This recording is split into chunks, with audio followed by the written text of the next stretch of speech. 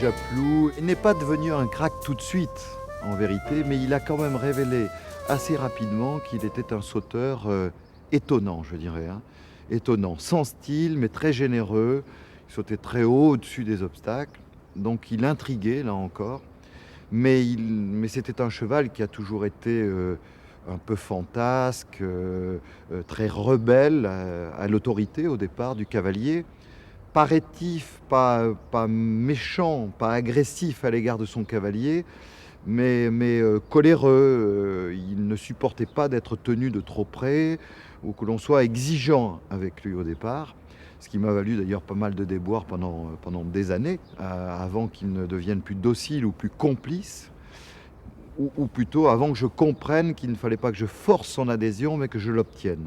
Il me faisait penser un petit peu, bon, d'abord parce que sa robe était noire, à un petit loupard de banlieue, un petit blouson noir. À Los Angeles, lors des premiers Jeux Olympiques en 1984, il m'a débarqué brutalement sur un obstacle, donc je suis tombé. Et ce cheval a galopé devant les caméras du monde sur ce terrain des Jeux Olympiques de Los Angeles, ce qui l'a fait connaître d'ailleurs pour la première fois. Donc je n'ai jamais pu tenir en selle quand il s'est arrêté.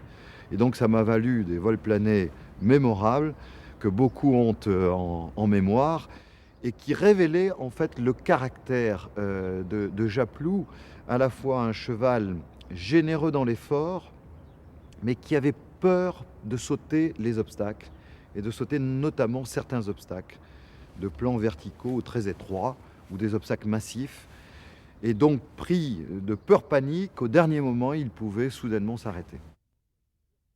Et c'est, je dois le dire, à Los Angeles, dans cette épreuve individuelle, qu'il m'a définitivement convaincu qu'il pouvait être le cheval qui dominerait la discipline, ou en tout cas avec lequel je pouvais espérer être champion olympique.